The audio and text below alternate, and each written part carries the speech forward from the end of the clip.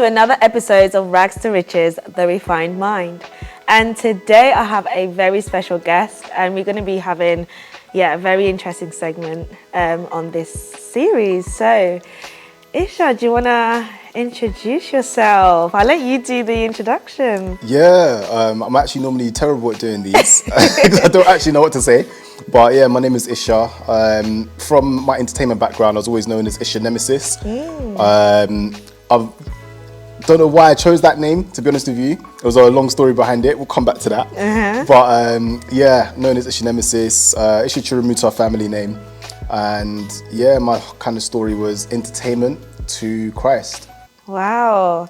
Okay. I'm tempted to dive in because I'm like, wow, I've heard a little bit about your background, your testimony, your story.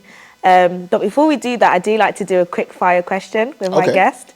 So quick fire, you know what? It means dun dun dun, like no thinking. I can't even think. Okay. Straight like a trap. into it. Right, okay. So coffee or tea? I don't drink either. Wow. Early bird or night owl? Night owl. Dogs or cats? Dogs.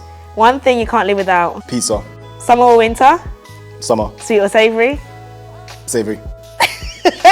I'm really bad at not thinking. Literally. The one thing I'm not supposed to do. Yeah, the one thing you're not supposed to do. And I always like to ask this question. What was the most pivotal moment of your life? Oh, that is tough to answer. Is that quick fire as well? Or is No. Okay, cool. He's like... I was sweating already. No. Nah, do you know what? It's hard to say because there were so many moments that I feel like were pivotal for me. Like going on Britain's Got Talent was pivotal. Yeah. That was like a massive part of the journey for me. What happened in the semi-final of the show as well was pivotal. Yeah. That was a big moment for us. Yeah. And then the final after that, kind of moving it forward a little bit to one video that I watched. Okay. That kind of took me down, the whole journey ended up going down, which led me away from God. Okay. That part was extremely pivotal because it was just one hour video that I watched that completely led me down a garden path of madness towards literal madness. And then I wouldn't say one very pivotal moment because there was a couple times where Christ saved me. Yeah. When I didn't ask for it, which was the craziest part of it because I didn't really know I needed to be saved. Yeah. But yeah, things got crazy, and then there was a couple moments where he kind of intervened and stepped in. Yeah. And those for me were pivotal moments as well, where I kind of knew I was like, okay, this is the guy. Yeah. But this is the real deal. Yeah. And then I was like, okay, I need to figure out what the next step is for me. Where do I go from here? Yeah. And I had to leave behind all my beliefs because I've always had this concept of like, I'm not too proud to say I've got something wrong. Okay. So even though my belief was so entrenched, like so strong in what I was doing before, I always entertained the idea that I might not necessarily be on the right path because that's always going to help me stay on the truth. Yeah. And because I had that mindset, it made it easier to then soul search and say, right, what is it I actually need? Because I knew I needed something. I knew there was something there. Yeah. I just didn't know what that was. So I then researched everything and then came to the conclusion that Christ is the way forward. Yeah. And that led me down where this I'm where at you are now. today. And even that part was staggered. Yeah. It took a lot. It took a lot. I was going to say, I think it sounds like you've been on a journey, like to get to where you are today. Because have you always believed? No. No, because you were atheist? Yeah, I was, at one point, it's hard to say if I was atheist or not because this is when I was like a child. Okay. I'd probably say I was atheist because I didn't really have any entrenched belief in God. Yeah. So I was kind of just like, whatever. I found it stupid. But it was more because I hated it because when we were going to the Church of England, I didn't really enjoy the services. You just kind of do your routine. Yeah, And then do you know what I mean? And it was just, for me, it was boring. Yeah. Like, it was so boring. There was no energy behind the sermons. There was nothing that kind of brought me in. Yeah. It was just boring. And I was just like, if this is religion, this ain't it. This ain't it. So, yeah. No, I could completely relate because I come from a Catholic background, and I remember I used to literally pretend like that I'm ill or like like I'm sleeping. Like when my parents would come to it's time to go to church, and I'll literally like do as much as I could not to go because you go there, pray to Mary, then they do their own thing, and then we'll go home, and it's like your life isn't changed or it's not transformed. You're not encountering anything. Yeah. So I completely relate when it comes to that. Yeah, exactly. And equally as well, like I've spoken to a few Catholic people, especially recently as well, Because I mentioned in the first interview that I did, and they were kind of like, why don't you want to go to Catholicism specifically? And kind of the way I looked at it was, for one, it was Christ directly that saved me, which led me towards learning more about Christ directly. Yeah. And then when I did my research, I looked into what are the cornerstones of Catholicism, because it seems to be fundamentally different to what the Bible specifically teaches. Yeah. So there are differences. So I looked into that, and we had like a good conversation about it. But I was just like, I didn't, like you were saying, like the praying to Mary. Yeah. I couldn't wrap my head around why prayer to Mary would make sense. Yeah. Because the Bible kind of teaches that prayers go to Jesus, and Jesus is the gatekeeper. He's the way, the truth, the life.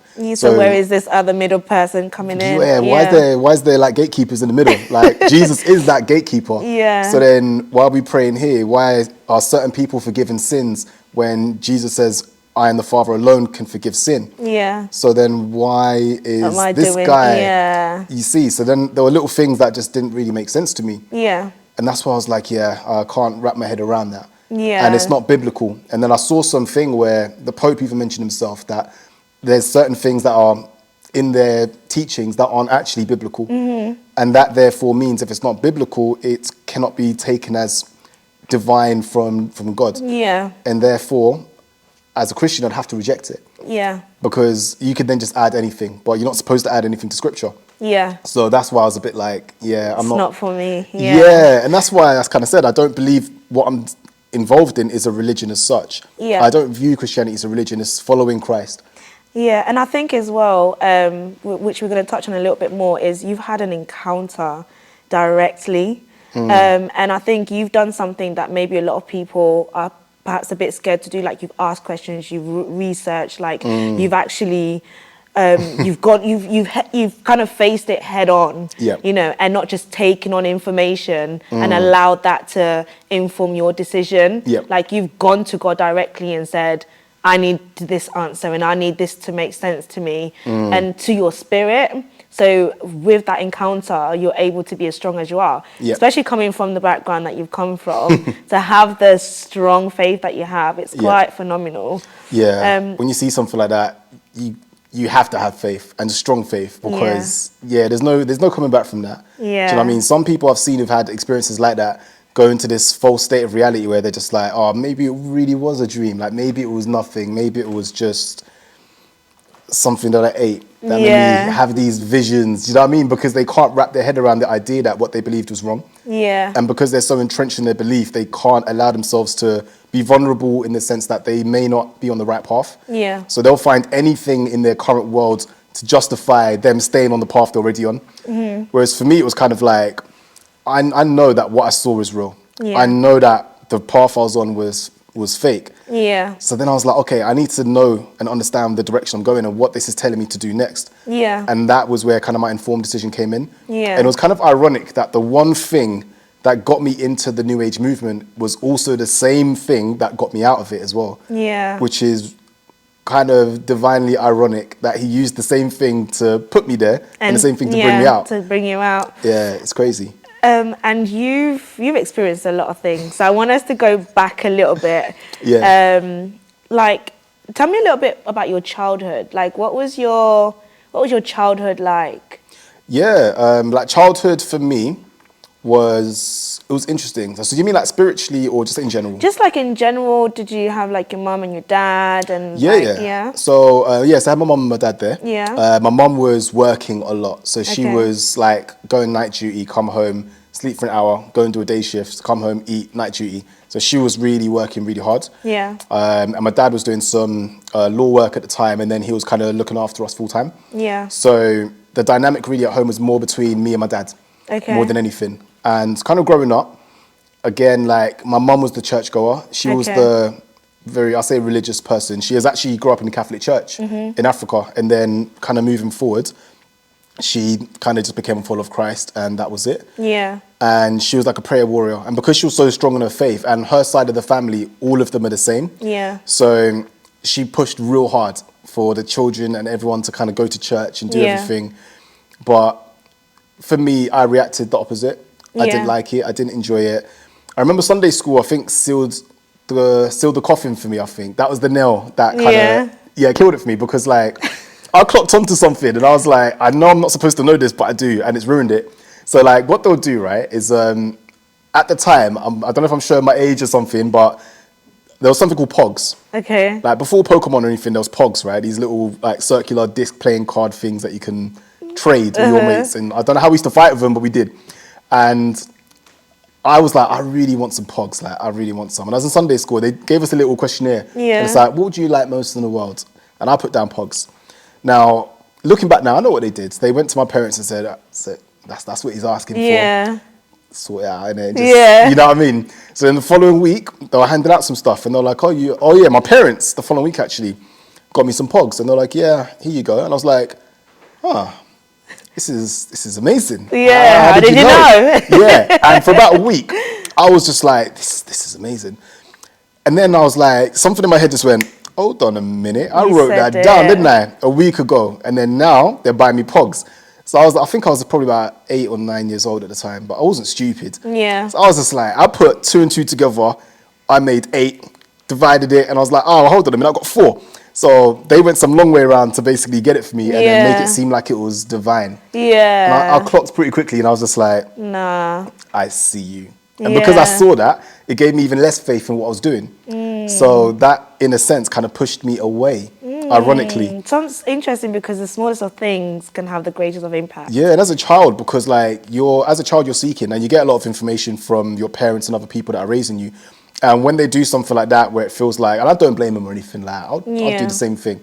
But it's like when you notice stuff like that, it makes you question and think, if they're doing that and they're not even telling me, then what other question other things? Yeah. Yeah, and because I was already disinterested in religion, it pushed me away even more, because I was like, is it even real? Exactly. Yeah, so I then kind of just, at that point, I was kind of like stepped away completely. Yeah. Then I was like, I don't even want to go to church. And I stopped going to church for a very, very long time. Yeah. I've actually only started going to church again in the last 3 months. Wow. Yeah, Okay. I stopped completely. And even in part of my journey going back to Christ, I still didn't go to church. Yeah. Because I was so wary about what goes on in churches. Those experiences. Yeah, I'll circle back to that one. There was a reason why I was like, I don't want to go to church, because I didn't trust half of the churches. So I was like, nah, I don't want to do it. But yeah, so kind of, as a child, it just led me away. So that void. Yeah, I completely understand that, especially if it's because you equate faith to church, and then when you can see that actually they've kind of done something to make it seem like this appeared. Exactly. Then where is the truth in that? So when it comes to, because I want to touch on a little bit of some of the experiences that you've had, what would you say was your most kind of scariest or like daunting experience? You mean spiritually? Spiritually, yeah. And at what age, like, did that sort of happen?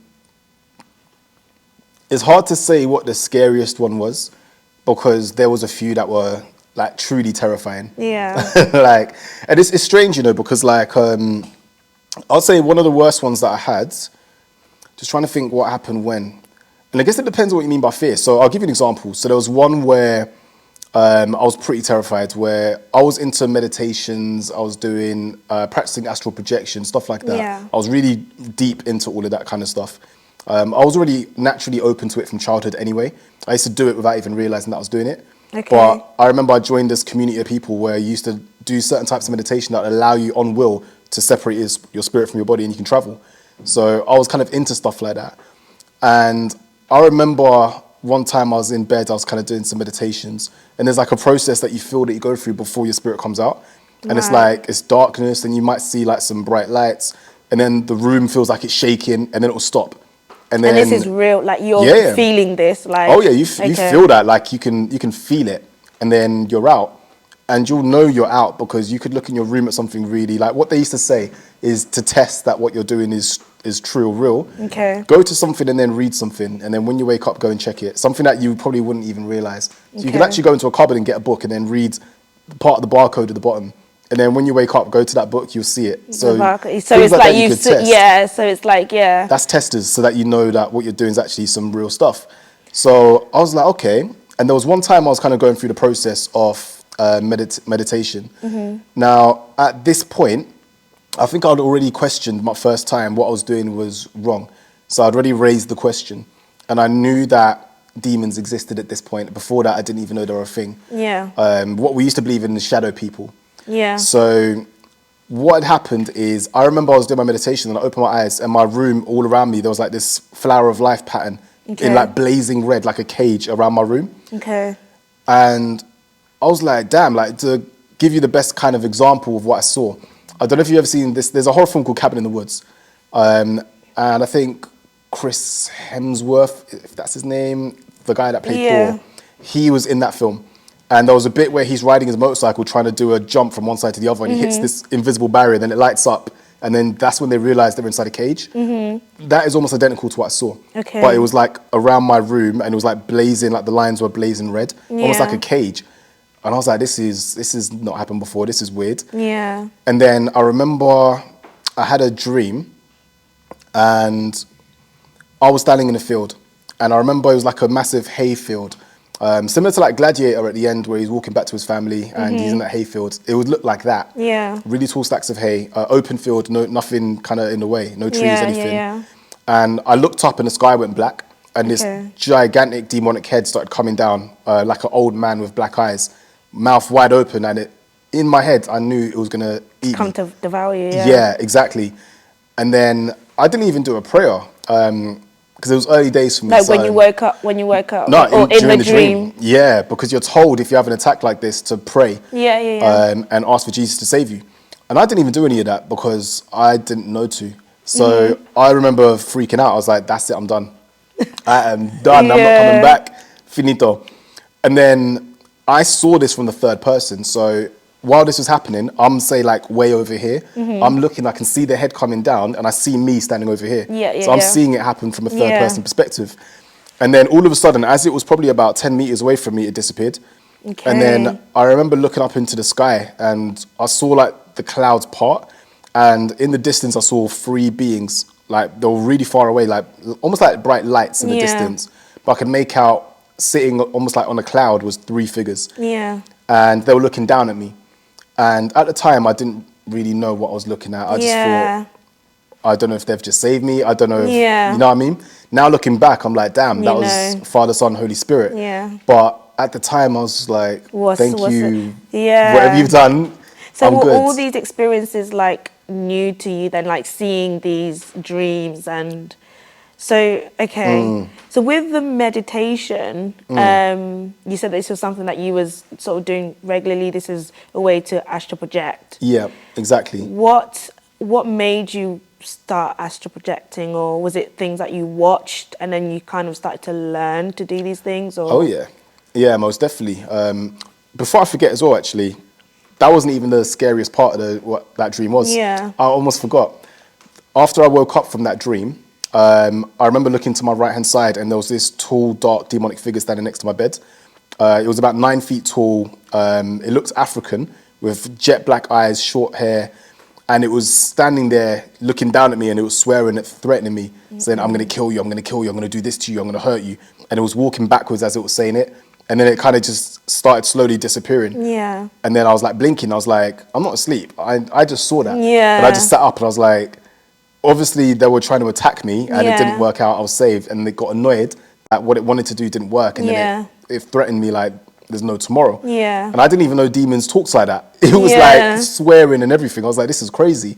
And when you see these things standing next to you, it's like the fear you get inside you is so strong, it paralyzes you. Like you can't even move. Yeah. You're that scared. It's a weird feeling to describe. Yeah. But it's like the aura of it is so powerful, it actually stops you from moving. And they try and stop you from talking. Because if it stops you from talking, you can't pray to the Lord to save you. So it's mad. But sorry, I just had to add that because that was like the worst part of that situation. Yeah. But going back to your question about what kind of got me open to astral projection was really, I was already open to it from childhood. I was doing it without knowing I was doing it. But like how? Like, because you were born, and obviously you're born innocent. Well. We're born into sin, but we're born... Like we learn to speak, we learn to walk. So in terms of that kind of innocence, you're not born and you're like, unless they are people that are born, they're not humans. I know what you mean. Yeah. Yeah. So, but I don't believe that was you. Nah. I mean, I hope not. Because I know I've heard stories of women that will go to the sea and then they will, ask for to be pregnant, and if the child is not human. Yeah. But so you don't think like, okay, I'm gonna astral project like when you're little. So Yeah. how did that door open? So there's two ways that I'm aware of that you can open that door. One of them is generational. So somewhere in your family line, probably in the last 10 generations, someone has made a deal or done something that's opened the door, because we know that curses are generational. Yeah. So these demonic entities that have attacked someone in my family line have attached itself to your family, and then it will attack generation after generation. Yeah. So because of that, you then automatically become open to the spirit world without having the choice of doing it. Yeah. And that makes you the more chosen susceptible. one. Yeah, and it makes you more susceptible to the devil's attacks, which is why, like, I found it very interesting that I went down the route that I did with entertainment and all of that stuff, because that industry is disgustingly satanic. So it was just basically it's like a picking ground for lost souls, where they can just pick you up, repackage you as what they want, put you back out there, and then make you deceive other people into doing the same thing. That's all entertainment's there for. That's the whole purpose of the music industry and Hollywood. Yeah. So yeah, I found it very interesting that I went down that direction. Even like before I did the dancing side of it, I actually wanted to be a rapper, and I was making music, I was producing, I was creating music. Yeah. I was even working with this producer. He was producing for K-Coke when he was big at the time. Yeah. And I was like, I can do something with this. Yeah. And weirdly, I remember when I was choosing the name that I wanted to use to rap, and in my head just popped Red Dragon, and that's what I went with. I was like, yep, that's my name. Obviously now, you know the name, what it stands for, and I'm just like, and for a long time, that's the name I was known by lots of people. So it's crazy, but like, yeah, so generational is one way in which that door's opened. Another way is if you open it yourself, and there's various routes you can take to do it. One of them is things like DMT, ayahuasca that people do. They go out into the woods, they'll take these compounds, and then it will give them a spiritual encounter. But what they perceive it to be is a beautiful encounter with either your ancestors or higher beings, which can be called ascended masters or spirit guides or spirit animals, as a lot of New Agers will call it. And these beings will give you knowledge. Nature. Yeah, and they'll give you knowledge. They'll give you inspiration for things. You could even see like some choreography come into your head, and you're like, oh, this is amazing. I've got this amazing idea. Or a song can be written. Like some artists talk about it, where I think don't know if it was John Lennon that talked about it, about ideas for songs that would come in dreams and things like that. So that's how they do that. Another way of opening that door is the meditations, or things like yoga will help you with that. It's aligning the chakras. Yoga's a big thing, isn't it? Like a lot of people don't see yoga as a spiritual, churches demonic thing. Now, which is crazy, but they don't understand it. And because it looks so innocent, and we're in this fitness age now, everybody wants to get fit and go to the gym. It just looks like something that's just peaceful, and I'm just stretching. Like, what could be wrong with that? But they don't know how easy it is to align yourself with dark energy. They have no idea. There's very little that you need to do to align with the devil, but there's a lot that you've got to do to align yourself with God. Which is why the path is narrow and very few shall find it. Because it's not easy. But the devil has done things specifically to make it all encompassing. So it's very easy for somebody to follow him. He'll open all the roads. And it's like the poses represent different demonic entities. And by performing them, you're aligning yourself spiritually with that entity.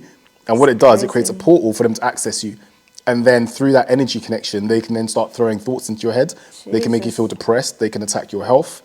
There's many ways they'll come at you. They'll go after your finances, anything.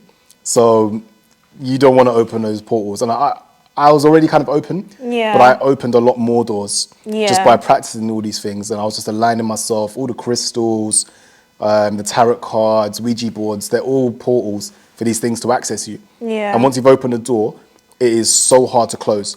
Really, really hard to close. So yeah, it's a lot.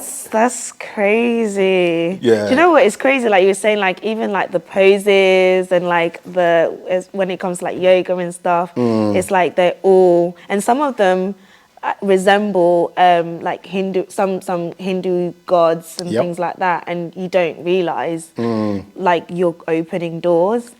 I really want to touch on the industry. Because I know some people sell their souls, and I know that's something that you spoke about, the blood covenant and things. They have different types of covenants that they'll make with people. I was offered like the blood covenant route. Okay. And When you say... I know, it made it sound like, you go down to Tesco. No, I'll pick up the blood covenant for $2.99. How do you? We're gonna get to that because we're gonna end the episode in a minute. We've got about 5 minutes, so I want us to hold that thought. But how do you find people react like when you share this? Like, do you feel like people like, oh yeah, like whatever is bluffing? Because you go in like deep and sometimes because you like, they offered me this and like then it's like, are they here? Like, yeah, exactly. You know? I found it very interesting, because like I thought the reaction I was going to get was going to be, you're just crazy. But because a lot of people that know me, they know that I'm not the type of person to make things up like that. Yeah. And although their first reaction is what the heck, they then think, but it's him. Like he wouldn't just say that and make it up for no reason. Like I've got nothing to gain from making this up. Yeah, of course. So a lot of people will then realize that actually there might be something in this. Yeah. Which is crazy, but it's like, even the way it happened was crazy, because at this point I was already out. I was like, I'm no longer doing the New Age stuff. I was already like, I'm a Christian at this point. Yeah. When they made this offer, and these demons work in ranks. Who's they? So comes from Lucifer, but he's got his own like army of demons that work below him that will then be the ones contacting you. Is this in human form? No, this was spiritually. So they can contact you in human form, but this was spiritually. And for me, they used to attack me when I was ill most of the time because sickness. I'm weaker, so it's easier to get me to do something. So I just got back from hospital. I had a chest infection and tonsillitis, so I was out on meds. So I remember lying on my bed, and remember what I told you about the process of you have to go through to meditate and get your body out. Yeah. It's a whole thing. I remember lying back on my bed, and immediately I felt like boom, I was falling. Like free fall, and I was like, whoa, what the heck just happened here? And then immediately I was just like, okay, whatever just did that is a very high ranking demon, because I knew the normal demons I was seeing didn't have the power to do that. This thing just pulled me straight out, and I was like, damn. Was you like falling through your bed? Yeah, but in darkness, I can't see anything. It's just like you're falling and you don't know where you're going. So your body's lying down and you can feel like your spirit is like, it's like free fall, like someone's dropped you off of a drop tower in Alton Towers, like free fall. It was crazy. And then the next thing I saw was my new group called K&E. We was on stage getting a standing ovation from all 4 judges on Britain's Got Talent. And I was like, oh, okay. And I knew the judging panel as well. I don't think it was even released at this point, who was going to be judging. And then the next thing it showed me was my group winning the show. Standing ovation again. And then it showed my group walking through a school and all the like kids were standing up and clapping. And then I was in the park with my partner and my son, and we had a dog for some reason. I don't have a dog. They know I'm a dog person, like you said earlier. And I remember it was a beautiful area. It was absolutely amazing. And I then walked home because I knew I had loads of money at this point. And I went home, opened the door, and I looked down the hallway and I see my body lying in bed, sleeping. That's when I realized I'm separate. Okay. And then everything went pitch black, like this darkness. I can't even describe it. Yeah. And then this contract appeared, and then in my voice, it's like my spirit said, what do I need to do to get all of this? And then this contract appeared with like a scroll with gold writing, gold trim. And then it said, sign this and everything you saw is yours. And then as soon as I realized that it was a deal from the devil, I didn't even need to say no. I just flung straight back in my body, opened my eyes, and this like 3-foot demonic black entity standing next to me. And I had that immense feeling of fear again, and I was paralyzed. And then it started to disappear, and then it went away. And then I sat up, and then my partner walked in the room to check on me. And I was just like, that's crazy. Wow. And then 3 weeks later, I get the call from my TV saying, we want you guys on the show. So it's like it's replaying. The same panel that I saw. We got the standing ovation that I saw as well, everything the same. But because we didn't take the deal, we got knocked out in the semi-final. Wow. It's crazy.